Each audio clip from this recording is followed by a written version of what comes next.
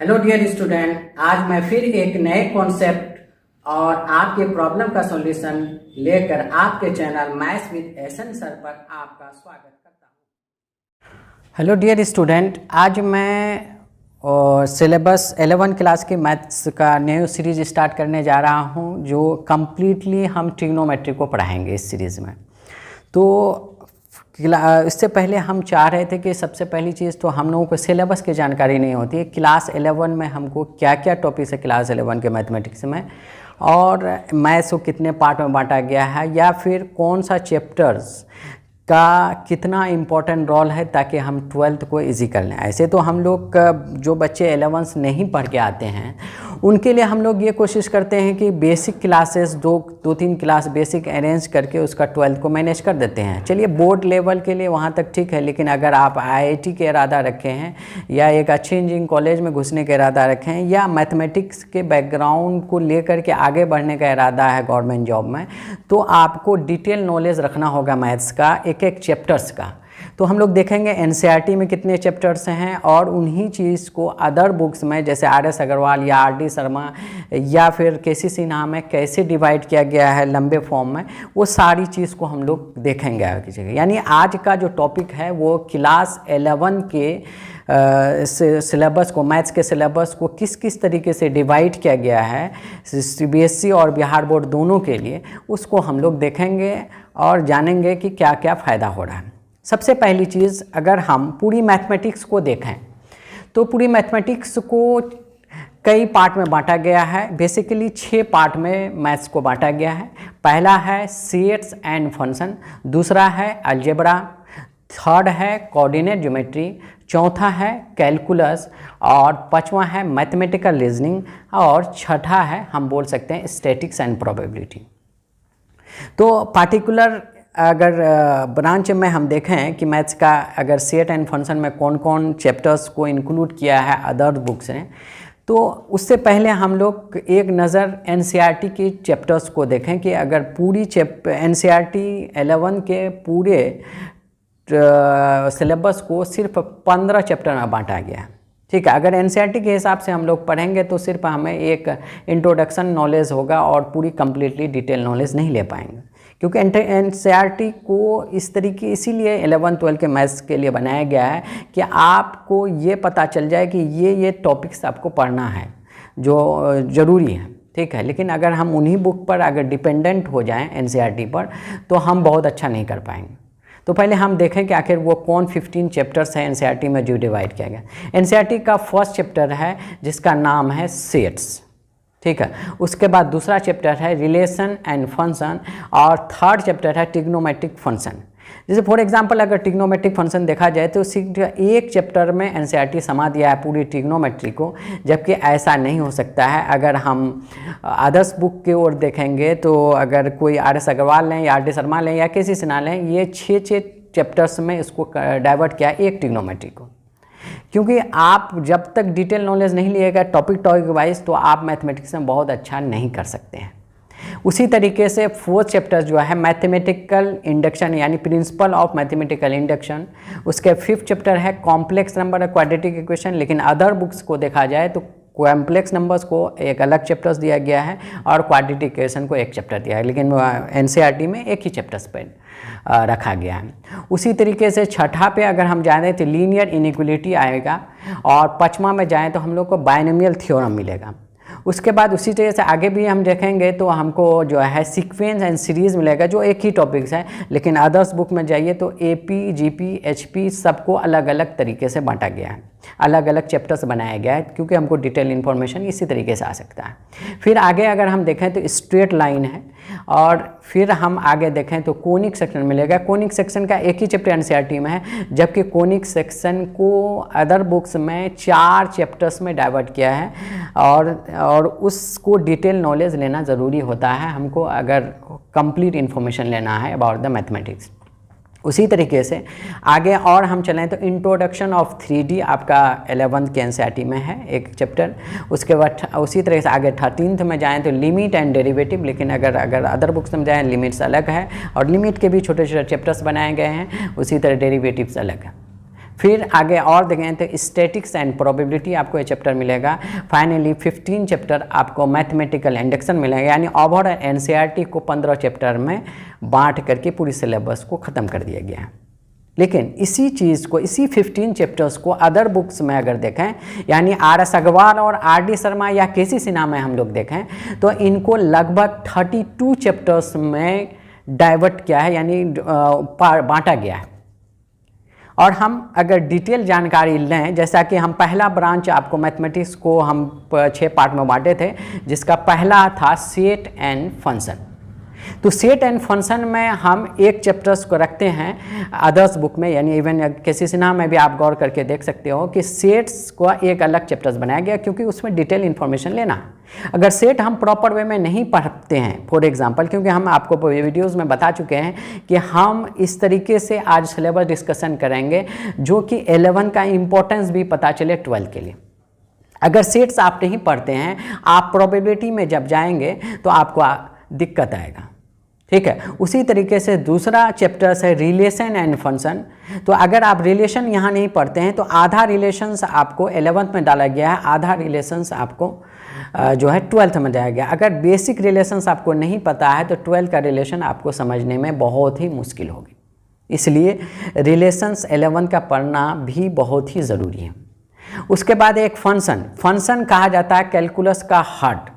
अगर आप बगैर कैलकुलस के, अगर आप बगैर फंक्शन के अगर कैलकुलस आप पढ़ना चाहते हैं तो इसका मतलब आप ओवरऑल सिर्फ टाइम पास करते हैं, क्योंकि कैलकुलस को समझने के लिए आपको कंप्लीट फंक्शन का नॉलेज होना चाहिए। क्योंकि फंक्शन ही चैप्टर्स में हम टॉपिक वाइज नॉलेज लेते हैं कि कौन कौन सा फंक्शन है। सपोज जैसे अगर ट्रिग्नोमेट्री में देखा जाए तो 6 ट्रिग्नोमेट्रिक फंक्शंस हैं। उसी तरीके से हम लोग ग्रेटेस्ट इंटीजर एक फंक्शन है, फ्रैक्शनल पार्ट्स एक फंक्शंस है, मॉडुलस एक फंक्शंस है। इस तरीके से हम कई तरह, सिग्नम एक फंक्शंस है। इस तरह कई फंक्शंस का सेपरेट नॉलेज हम लोग 11th क्लास के फंक्शन में लेते हैं। और 12th में फंक्शन आगे का और 1 1 ऑन 2 इंटू मैनी 1 इस तरह की फंक्शंस का नॉलेज लेते हैं। अगर हम 12th के इन्वर्स ट्रिग्नोमेट्रिक फंक्शन पर जाएं और उस चीज़ को अगर कोई सवाल पूछ ले कि what is inverse trigonometric function, अगर कोई बंदा में फंक्शन चैप्टर्स नहीं पढ़ा है, अगर उसको 1 1 ऑन 2 फंक्शन के बारे में नहीं पता है, वो डिफाइन नहीं कर सकता। इसलिए क्लास 11th हम कहते हैं मोस्ट इम्पॉर्टेंट पोर्शंस है क्लास 11th के जो भी टॉपिक में। अगर जो बच्चे 100% नॉलेज लेने के लिए पढ़ना चाह रहा है कि हमको एक ग्रिप हो टॉपिक्स पर, तो आपको 11 के टॉपिक पर फुल्ली आपको ध्यान रखना होगा और सिलेबस कंप्लीट करने होंगे, तभी आप 12th को बेहतर कर सकते हैं। अदरवाइज़ आप 12th को बेहतर करने का सवाल ही नहीं है, ठीक है। फिर अगला सेट एंड फंक्शंस में एक और पार्ट्स में बांटा गया, जिसको बहुत बड़ा फंक्शन है ट्रिग्नोमेट्रिक फंक्शन। यानी हमने 3 टॉपिक्स को सेट एंड फंक्शन में रखा, एक सेट, दूसरा रिलेशन एंड फंक्शन, तीसरा ट्रिग्नोमेट्रिक फंक्शन। ट्रिग्नोमेट्रिक फंक्शन में हम कई चीज़ पढ़ेंगे। पहला टॉपिक हम लोग पढ़ेंगे जिसको है एंगल एंड देयर मेजरमेंट। इसको एक चैप्टर्स के फॉर्म में KC सिन्हा और RS अग्रवाल, RD शर्मा ने रखा है, ताकि आप सेपरेट नॉलेज ले पाइए कि क्या एंगल्स है, उनके कितने सिस्टम्स हैं, अगर रेडियम को अगर डिग्री में कन्वर्ट किया जाए तो कैसे किया जाए, या कितने एंगल पॉसिबल हैं, वो सारी चीज़ को हम लोग एंगल्स एंड देयर मेजरमेंट में सीखते हैं। उसके बाद अगर आगे टॉपिक में हम देखें तो अगला है trigonometric function and then graph. Trigonometric function का जितना भी है, सपोज 6 ट्रिग्नोमेट्रिक फंक्शन है, उसकी पूरी डिटेल नॉलेज हम लोग लेंगे, उसका एप्लीकेशन सीखेंगे, कैसे उसका क्या क्या यूज़ होता है, किस किस तरह का प्रॉब्लम्स इससे बन सकता है। उसके बाद हम लोग उसका सारा ट्रिग्नोमेट्रिक फंक्शन का ग्राफ भी सीखेंगे। ट्रिग्नोमेट्रिक फंक्शन का ग्राफ हम लोग बेसिक नॉलेज नहीं लेते हैं। जैसे फॉर एग्जांपल अगर आप सपोज इन्वर्स ट्रिग्नोमेट्रिक फंक्शन में जाते हैं तो वहाँ आपको प्रिंसिपल ब्रांच याद करना पड़ता है, और वो याद करने से अगर बचना चाहते हैं तो आपको कंप्लीट नॉलेज रखना होगा सारे ट्रिग्नोमेट्रिक फंक्शन का ग्राफ कैसे होगा, क्योंकि यही इसको रिलेट किया गया है। अगर इसकी नॉलेज होगा आपको 11th में ग्राफ का, तभी आप वहाँ पे ट्रिग्नोमेट्रिक फंक्शन का जो प्रिंसिपल ब्रांच आप पता कर पाएंगे कि क्या होना चाहिए, टेन इनवर्स एक्स का, साइन इनवर्स एक्स का, कॉस इनवर्स का प्रिंसिपल ब्रांच क्या होना चाहिए। अदरवाइज रटना होगा, ठीक है। और आपको पता है कि जो बंदा एक रट करके आगे बढ़ेगा तो ऑब्वियसली है उसको डिटेल नॉलेज की कैसे वो कामना कर सकता है, ठीक है। फिर आगे और चाहें तो एक और चैप्टर्स में बांटा गया जिसका नाम सिर्फ ट्रिग्नोमेट्रिक फंक्शन रखा है। ट्रिग्नोमेट्रिक फंक्शन का 2 चैप्टर मतलब बांटा गया। तो एक में हम लोग सारा फार्मूलाज देखेंगे कि साइन ए प्लस बी क्या होता है, कॉस ए प्लस बी क्या होता है, टेन ए प्लस बी क्या होता है, sine C plus sine D क्या होता है। ये इस तरह के लगभग आपको दोनों चैप्टर मिला के लगभग 125 फार्मूलाज आएंगे, छोटा छोटा को अगर जोड़ दिया जाए। और ये 125 फार्मूलाज को अगर नहीं आप याद रख सकेंगे, अगर इनकी डेरिवेशन आपको नहीं पता है, तो आप 12th के कैलकुलस जो 70% कोर्स में आपका रोल रहता है, क्योंकि अगर 12th में देखा जाए तो 60 से 70% क्वेश्चंस कैलकुलस से ही पूछा जाता है। और कैलकुलस को इजी करना है तो आपको ट्रिग्नोमेट्री अच्छा करना होगा, अदरवाइज आप कोई भी डिफरेंशिएट इंटीग्रेशन बेहतर नहीं कर सकते। वहाँ हमेशा आपको सताएगा कि साइन ए प्लस बी का फार्मूला क्या होता है, कॉस ए माइनस बी का फार्मूला क्या होता है, sine C plus sine D का क्या फार्मूला होता है, ये हमेशा आपको सताएगा। इसलिए उनको ईजी करने के लिए 12th का जो आपका कैलकुलस पोर्सन को ईजी करने के लिए पूरा ट्रिग्नोमेट्री का सारा फार्मूला को ध्यान रखना होगा। दूसरा ट्रिग्नोमेट्रिक फंक्शन में हम लोग ये देखते हैं, उसमें जैसे साइन 2a का क्या फार्मूला होगा, साइन 3a का क्या फार्मूला होगा, टेन 2a का फार्मूला क्या होगा, टेन 3 का क्या फार्मूला होगा, या फिर हम लोग हाफ मल्टीपल एंगल्स का भी डिस्कशन इसी करते हैं। उसके बाद 5th जो चैप्टर्स है ट्रिग्नोमेट्री का वो है ट्रिग्नोमेट्रिक इक्वेशन।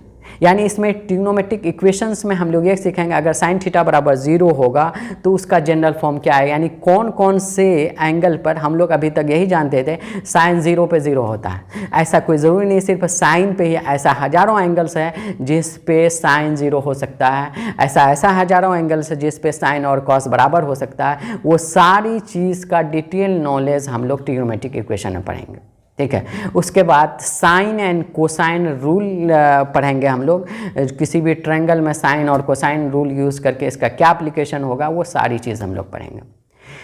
उसके बाद ये ट्रिग्नोमेट्रिक, क्योंकि आपका जो आगे वीडियोस आने वाला है वो हम ट्रिग्नोमेट्रिक का कंप्लीट सीरीज़ ला रहे हैं क्लास 11 के, और 12 के एक सीरीज़ हम स्टार्ट करने वाले हैं। अभी उस पर प्लानिंग होगी, उस प्लानिंग होने के बाद आपको वो भी बता दिया जाएगा। लेकिन अभी आपका नेक्स्ट डे से जो नेक्स्ट वीडियो स्टार्ट होगा वो कंप्लीट ट्रिग्नोमेट्री है।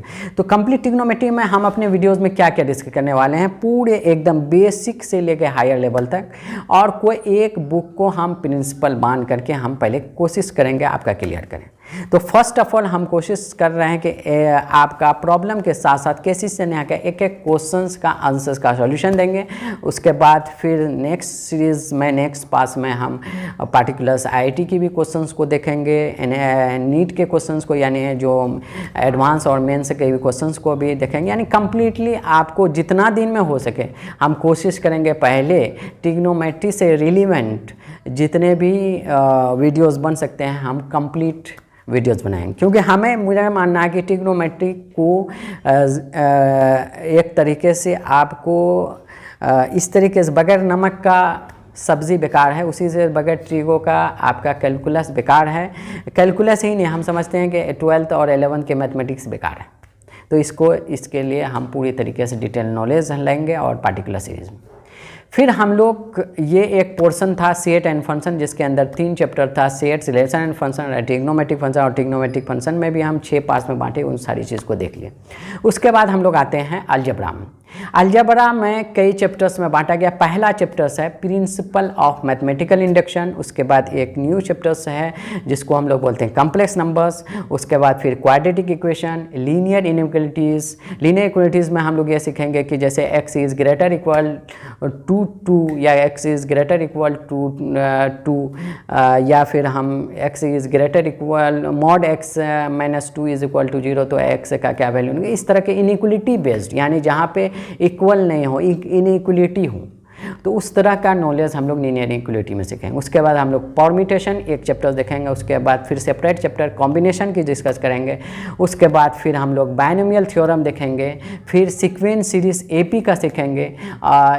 सीक्वेंस सीरीज़ में एपी हम लोग पार्टिकुलर चैप्टर सीखेंगे अलजेब्रा में। उसके बाद फिर ज्योमेट्रिकल प्रोग्रेशन का एक अलग सीरीज़ होगा, उसमें देखेंगे।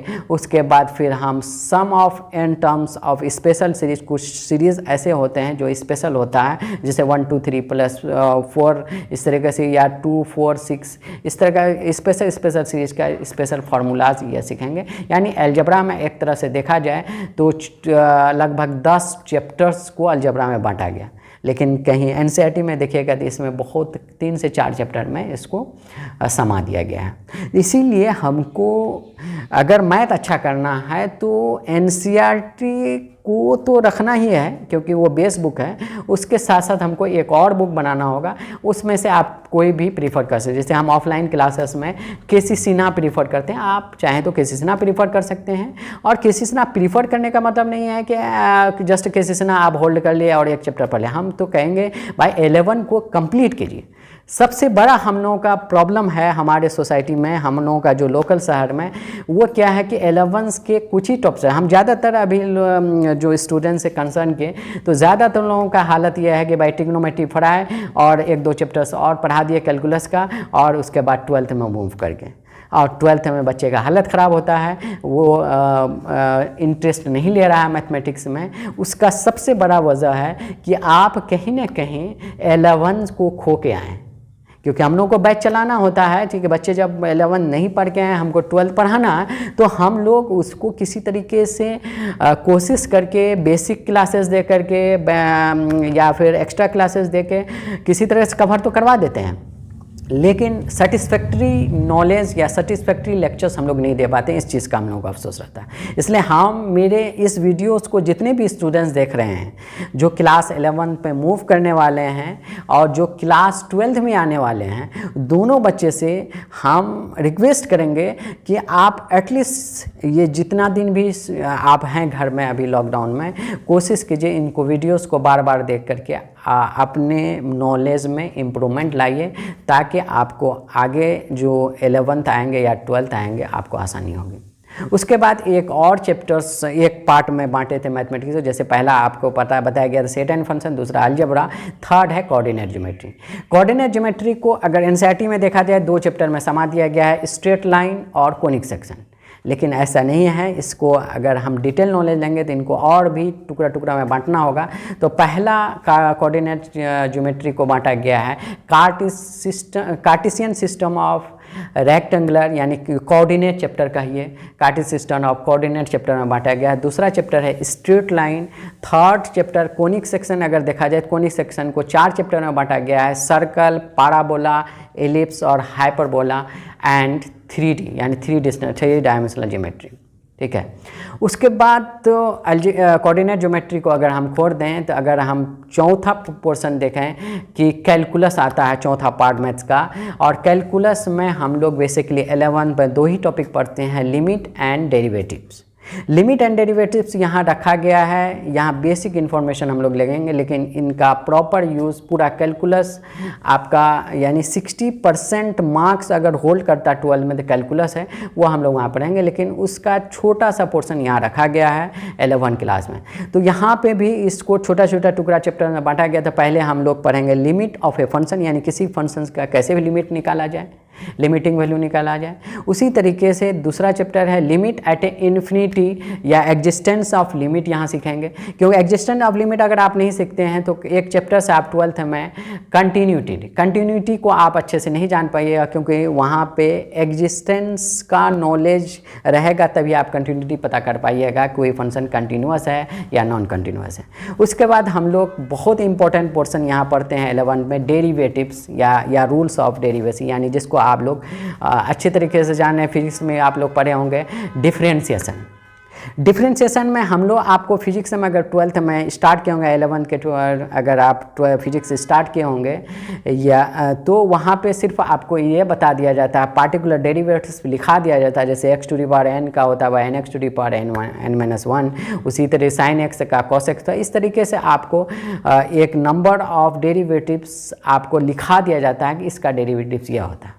लेकिन अगर उसका डिटेल बैकग्राउंड में अगर आप जाना चाहें, यानी जिसको हम लोग डेरिवेशन कहते हैं, वो डेरिवेशन क्लास 11th में ही आप सीख पाएंगे। उसके फाइनली एक चैप्टर्स है मैथमेटिकल इंडक्शन, एक पार्ट में बांटा गया, यानी मैथमेटिकल रीजनिंग, और फाइनली छठा पोर्शन जो पार्ट में बांटा गया था 6% को मैं रखे हैं स्टैटिक्स एंड प्रोबेबिलिटी।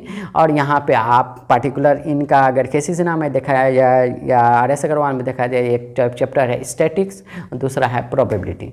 तो 11 के प्रोबेबिलिटी को अगर सीख करके 12 के प्रोबेबिलिटी में जाते हैं तो आपको आसानी होगी, सिंपल सी बात है। यानी ओवरऑल 32 चैप्टर्स पूरे मैथ्स को बांटा गया।